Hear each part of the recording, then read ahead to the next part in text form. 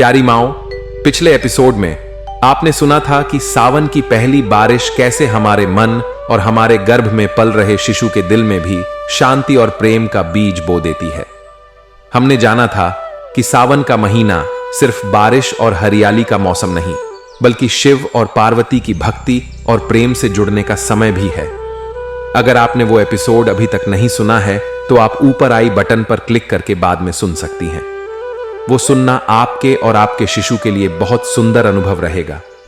और अब आज हम उस यात्रा को आगे बढ़ाते हुए मां पार्वती और भगवान शिव की भक्ति और तपस्या की वो अमर कथा सुनेंगे, जिसे सुनकर आपके शिशु के मन में भी धैर्य, आस्था और प्रेम की शक्ति उतर जाएगी।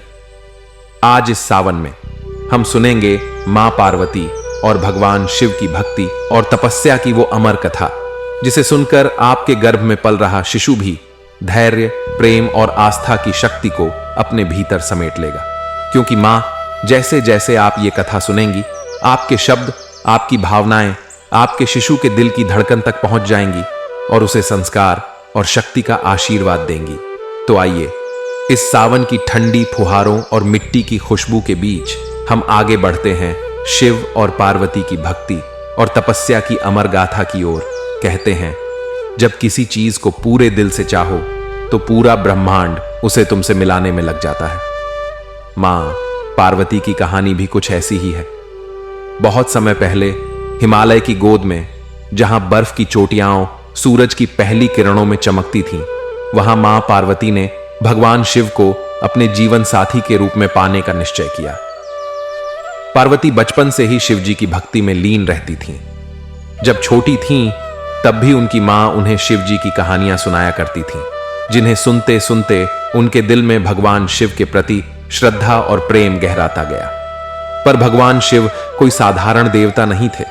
वे कैलाश पर्वत पर ध्यान में लीन समाधि में बैठे रहते थे। उनका संसार से कोई लेना देना नहीं था। उनके गले में सर्प, शरीर पर भस्म, जटाओं में गंगा विराजमान थी। वे सादगी और त्याग की मूर्ति थे। लेकिन मां पार्वती जानती थीं कि भगवान शिव ही उनके जीवन साथी हैं। उन्होंने अपने मन में एक निश्चय कर लिया कि चाहे कितना भी समय लगे, कितनी भी कठिनाइयां आएं, वे भगवान शिव को पाने के लिए तप करेंगी। मां पार्वती ने राजमहल का सुख, अच्छे कपड़े, स्वादिष्ट भोजन सब कुछ छोड़ दिया। उन्होंने जंगल में जाकर कठिन तपस्या करना शुरू कर दी। सर्दी में बर्फ की ठंडी हवाओं में, गर्मियों में तपती धूप में, बरसात में भीगती हुई उन्होंने अपने शरीर की परवाह किए बिना मन में सिर्फ एक ही नाम लिया, शिव शिव शिव। कई बार जंगल में भूख से उनका शरीर कांपने लगता, प्यास से गला सूख जाता, मच्छर और कीड़े काटते, लेकिन उनके मन की शक्ति अडिग थी। वो रोज सूरज की पहली किरण में शिव का ध्यान करती, चांद की रोशनी में शिव का नाम जपती। मां पार्वती की यह तपस्या सिर्फ शिव को पाने के लिए नहीं थी, बल्कि यह प्रेम, धैर्य और विश्वास की परीक्षा भी थी। जब आप गर्भवती होती हैं, आपके भीतर भी कुछ ऐसा ही तप होता है। अपने बच्चे की खुशी और अच्छे संस्कारों के लिए आप अपनी इच्छाओं को रोककर, अपनी जरूरतों को पीछे रखकर हर दिन एक नई तपस्या करती हैं। आप हर सुबह यह सोचकर उठती हैं कि आज क्या खाऊं, कैसे अपने विचारों को सकारात्मक रखूं, कैसे अपने शिशु को बेहतर वातावरण दूं। मां पार्वती की तपस्या हमें यही सिखाती है कि जब इरादा पक्का हो और प्रेम सच्चा हो, तो रास्ता कितना भी कठिन क्यों ना हो, हम उसे पार कर सकते हैं। आरती खिड़की के पास बैठी यह कहानी अपने शिशु को सुना रही थी। उसने अपने पेट पर हाथ रखते हुए कहा, बेटा, मैं चाहती हूं कि तुम्हारे भीतर भी वही धैर्य और वही प्रेम हो जो मां पार्वती ने अपने जीवन में दिखाया, ताकि तुम भी अपने जीवन में आने वाली हर चुनौती का सामना शांति और विश्वास से कर सको। सावन की उस सुबह में जब हल्की बारिश की बूंदें खिड़की से अंदर आ रही थीं, आरती की आवाज और मां पार्वती की कथा का संदेश शिशु के दिल में उतर रहा था और उसके भीतर संस्कार, प्रेम और शक्ति का बीज बो रहा था। और प्यारी माओ, अब तक आपने सुना और जाना कि मां पार्वती ने अपने प्रेम और धैर्य से भगवान शिव को पाने के लिए कैसी कठिन तपस्या की। और ये तपस्या हमें भी सिखाती है कि अपने शिशु के लिए हर दिन जो तप और प्रेम हम अपने दिल में रखते हैं, वही हमारी सबसे बड़ी शक्ति है। अगर आपको हमारा बताने का यह तरीका अच्छा लगा है तो हमें कमेंट में जरूर बताइए।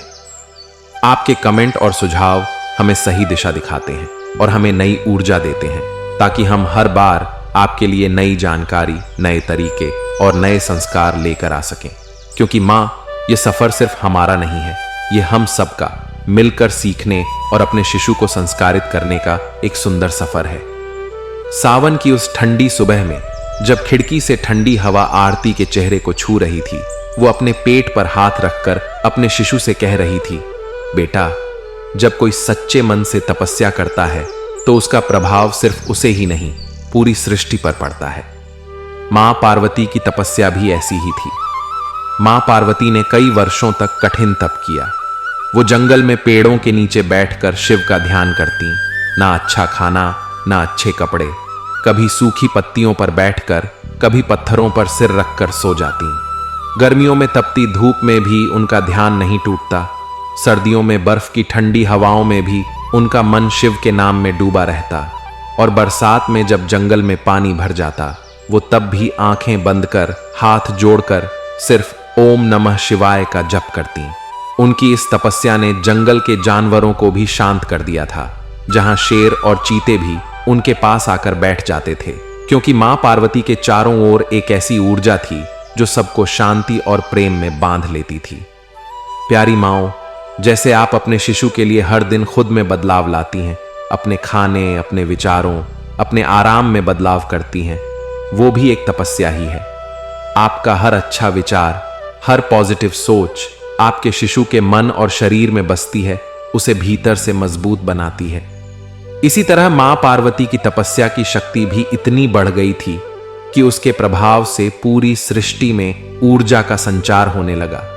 देवता भी चिंतित हो गए कि अगर शिव जी ने पार्वती की तपस्या को स्वीकार नहीं किया तो इतनी शक्ति का संतुलन बिगड़ जाएगा। इसीलिए देवताओं ने भगवान शिव से प्रार्थना की, हे महादेव, मां पार्वती की तपस्या को स्वीकार कर लीजिए। उन्होंने वर्षों तक आपके लिए तप किया है, उनकी श्रद्धा और प्रेम को व्यर्थ न जाने दीजिए।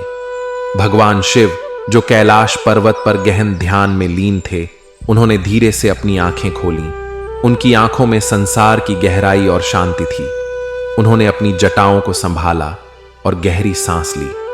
भगवान शिव ने मां पार्वती की तपस्या को अपने ध्यान में देखा। उन्होंने देखा कि कैसे एक नन्ही सी कन्या, जिसने राजमहल का सुख छोड़ दिया, जंगल में तप कर रही है। उसके चेहरे पर तपस्या की चमक है और मन में प्रेम की शुद्धता है। शिव जी के मन में करुणा आई। उन्होंने महसूस किया कि मां पार्वती का प्रेम सच्चा है, उनकी तपस्या और श्रद्धा अडिग है। आरती ने अपने पेट पर हाथ रखते हुए अपने शिशु से कहा, बेटा, इस कहानी से हमें यह सीख मिलती है कि अगर तुम्हारे मन में सच्चाई, प्रेम और धैर्य है तो भगवान भी तुम्हारी आवाज सुनते हैं और सही समय आने पर तुम्हें वही मिलता है जो तुम्हारे लिए सबसे अच्छा होता है। उस सावन की सुबह जब बारिश की हल्की बूंदें खिड़की से अंदर आकर आरती के चेहरे को छू रही थीं, उसकी आवाज, उसकी सांसें और मां पार्वती की यह कथा शिशु के मन में उतर रही थी। शिशु की धड़कन उस कहानी के साथ धीमी और स्थिर हो रही थी, जैसे वो भी इस तपस्या और प्रेम की शक्ति को महसूस कर रहा हो। सावन का ये महीना हमें यही सिखाता है मां, कि प्रेम में धैर्य रखो, विश्वास रखो और तपस्या की शक्ति को समझो। क्योंकि मां का हर विचार, हर शब्द शिशु की आत्मा तक पहुंचता है और उसे मजबूत और संस्कारी बनाता है। जब हम कुछ सच्चे दिल से चाहते हैं, उसके लिए दिल से मेहनत करते हैं, तो कुदरत भी धीरे धीरे रास्ते खोलने लगती है। मां पार्वती की तपस्या भी ऐसी ही थी। उनकी वर्षों की तपस्या, उनका धैर्य, उनका प्रेम, ये सब भगवान शिव तक पहुंचा। भगवान शिव, जो कैलाश पर्वत पर गहन ध्यान में लीन थे, उनकी जटाओं में गंगा बह रही थी, शरीर पर भस्म लगी थी। वो संसार से दूर शांति और ध्यान में खोए हुए थे। लेकिन जैसे ही मां पार्वती की तपस्या की शक्ति पूरे ब्रह्मांड में फैलने लगी, देवताओं ने आकर भगवान शिव से कहा, हे महादेव, मां पार्वती ने कई वर्षों से आपके लिए कठोर तप किया है। उनकी तपस्या ने संसार की ऊर्जा को भी संतुलित कर दिया है। कृपया उनकी तपस्या को स्वीकार करें। भगवान शिव ने गहरी सांस ली। उन्होंने अपनी आंखें खोली। उनकी तीसरी आंख में दुनिया का सत्य और करुणा थी। उन्होंने पार्वती की तपस्या को अपने ध्यान में देखा। उन्होंने देखा कि कैसे मां पार्वती ने अपनी रॉयल लाइफ, सुख और आराम सब छोड़कर कठोर तपस्या से सिर्फ उनका नाम जपा। शिव जी के मन में करुणा आई। उन्होंने महसूस किया कि पार्वती का प्रेम सच्चा है, उनकी श्रद्धा और धैर्य अडिग है। उनका तपस्या करना सिर्फ विवाह के लिए नहीं था, बल्कि ईश्वर को पाने की साधना थी। माओ, यह वही सीख है जो हमें अपने गर्भ में पल रहे शिशु के लिए भी याद रखनी चाहिए। जब हम अपने शिशु को प्रेम और संस्कार देने के लिए अपनी नींद, अपने आराम, अपनी इच्छाएं छोड़ देती हैं, तो भगवान शिव की तरह प्रकृति भी हमारी तपस्या को देखती है और एक दिन हमें वो खुशियां और आशीर्वाद जरूर मिलते हैं जिन्हें हम दिल से चाहते हैं। भगवान शिव ने निर्णय लिया कि अब समय आ गया है पार्वती के तपस्या और प्रेम का आदर करने का। अब समय आ गया था विवाह की ओर पहला कदम बढ़ाने का। शिव जी ने अपने गले में पड़ा डमरू उठाया। उन्होंने अपने गले में पड़े रुद्राक्ष को हाथ में लिया। हवा में एक विशेष कंपन फैल गया। कैलाश पर्वत पर शंख और डमरू की ध्वनि गूंज उठी। पक्षियों ने गाना शुरू किया। हवा में ठंडक और ऊर्जा फैल गई। कुदरत ने भी जान लिया अब शिव विवाह की ओर पहला कदम बढ़ा रहे हैं।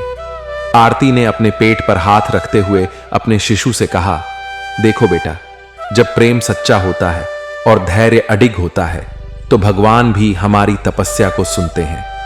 आज से इस सावन में हम भी ये प्रार्थना करें कि हमारे भीतर वही शक्ति, वही धैर्य और वही प्रेम बना रहे जो मां पार्वती और भगवान शिव के प्रेम में था।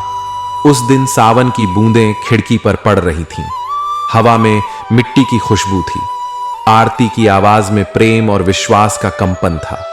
उसकी हर सांस, उसकी हर बात उसके शिशु के दिल में उतर रही थी और मां पार्वती और भगवान शिव की यह कथा उसके शिशु के मन में धैर्य, प्रेम और विश्वास का बीज बो रही थी। जब प्रेम सच्चा हो, जब तपस्या में श्रद्धा हो, जब धैर्य अडिग हो, तो पूरा ब्रह्मांड भी उस प्रेम को मिलाने के लिए तैयार हो जाता है। मां पार्वती और भगवान शिव की कहानी हमें यही सिखाती है। भगवान शिव ने जब पार्वती की तपस्या को स्वीकार किया, तब पूरे ब्रह्मांड में आनंद की लहर दौड़ गई। देवताओं ने आकाश में पुष्प वर्षा की। ऋषि मुनियों ने वेद मंत्रों का उच्चारण किया। हवा में शंख और डमरू की ध्वनि गूंज उठी। पक्षियों ने गीत गाए, फूलों ने मुस्कुराना शुरू किया और पेड़ पौधों ने भी हरियाली ओढ़ ली। यह सिर्फ एक विवाह नहीं था, यह प्रेम और तपस्या के संगम का उत्सव था। भगवान शिव कैलाश से चलकर हिमालय के घर पहुंचे। उनके साथ भूत, गण, नाग और साधु संत भी थे। शिव जी की बारात अलग ही थी। देवताओं ने भी इस विवाह में भाग लिया। यह विवाह ब्रह्मांड का सबसे पवित्र और दिव्य विवाह बन गया। मां पार्वती ने भगवान शिव को वरमाला पहनाई। उनकी आंखों में प्रेम और श्रद्धा था। भगवान शिव ने मां पार्वती को स्वीकार किया। दोनों के मिलन ने संसार को प्रेम, धैर्य और श्रद्धा का सबसे बड़ा संदेश दिया। इस कहानी में हमारे लिए भी गहरा संदेश छुपा है। जब हम मां बनती हैं, हमारे जीवन में भी एक नई यात्रा शुरू होती है। हम अपने शिशु के लिए हर दिन एक नई तपस्या करती हैं, अपने विचारों में सकारात्मकता लाती हैं, अपनी आदतों में बदलाव लाती हैं और अपने शिशु के लिए प्रेम और संस्कारों का वातावरण बनाती हैं।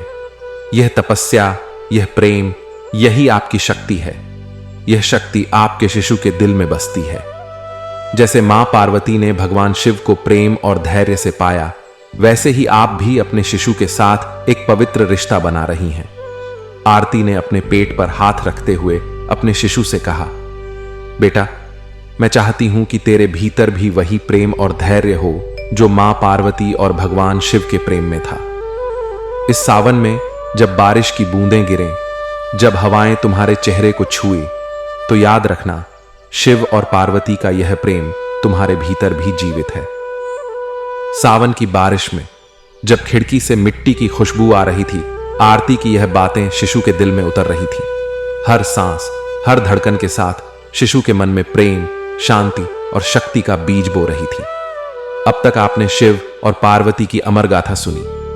आपने जाना कैसे मां पार्वती ने अपने प्रेम और धैर्य से भगवान शिव को पाने के लिए कठोर तप किया, कैसे शिव जी ने पार्वती के प्रेम और तपस्या को सम्मान दिया और कैसे उनके विवाह ने पूरे ब्रह्मांड को प्रेम, शांति और शक्ति का संदेश दिया। लेकिन मां, अब सवाल यह है कि इस कथा से हमें क्या सीख मिलती है? सीख, सच्चा प्रेम और धैर्य सबसे बड़ी शक्ति है।